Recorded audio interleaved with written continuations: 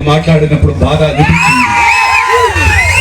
సరే, ఏది మాట్లాడినా చిల్లర నాయకులకు జవాబు చెప్తా ఉంది. ఈ రోజు ప్రత్యక్షంగా వేదిక మీద ఉన్నటువంటి పెద్దలు కానీ, ఇక్కడ వచ్చిన నాయకులు కానీ, కార్యకర్తలు కానీ ఈ రోజు బుద్ధి చెప్పాల్సిన అవసరం ఉంది.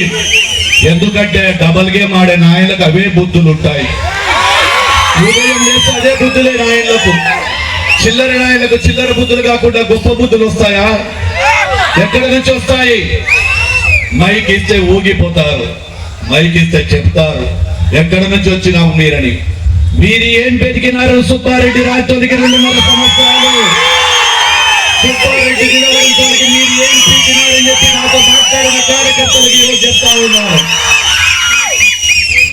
ఈ రోజు ఎవరు లేనప్పుడు కూడా ఆ రోజు చెప్పినప్పుడు నేను కూడా ఆ రోజు సుజాత మా అక్క దగ్గరికి పోయి అడిగాను, అన్న మాకు ఇంట్రెస్ట్ లేదన్నా, మీ అన్న కూడా ప్రకాశం ఎంపీకే పోవాలని అనుకుంటున్నాడు, నేను కూడా ఆలూరులో చాలా కష్టపడ్డాను, నేను కూడా పోటీ చేయాలంటే, ఎందుకంటే సర్వ సహజం అని. ఒక మనిషి కష్టం చేస్తే జీతం పడగాల కూలి ఇవ్వాలంటూ అక్క కూడా ఆలూరులో పనిచేసినప్పుడు తను కోరుకున్న ఆలూరులో ఇవ్వాల్సి వచ్చింది.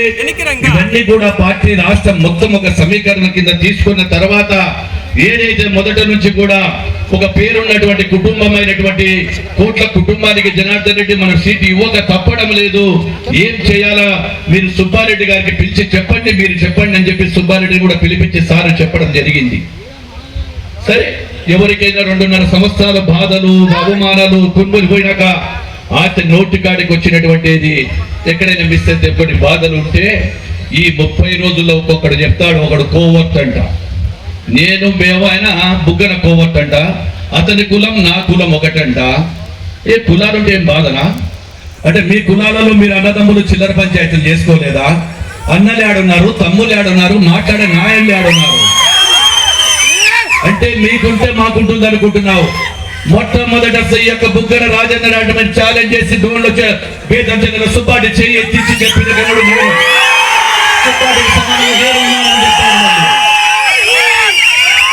కూడా మాట్లాడటం జరుగుతూ ఉంది.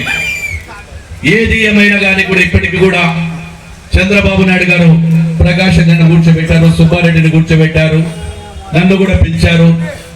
ఒక్కటే చెప్పాడు, కార్యకర్తలకు చెప్పండి నా మాటగా, సుబ్బారెడ్డిని ఏదైతే పార్టీ కోసం ఇన్ని రోజులు జెండా మోసిన వారి అభిమానులకు చెప్పండి, వారి కుటుంబ సభ్యులకు చెప్పండి, సుబ్బారెడ్డిని అతి ఉన్నతమైన స్థానంలో చూడబోతున్నారు మీరందరూ కూడా. కేవలం ఎమ్మెల్యే అయితే స్థానం కాదు, పార్టీలో చంద్రబాబు దగ్గర గౌరవం పెంచుకోవడమే ఒక స్థానం.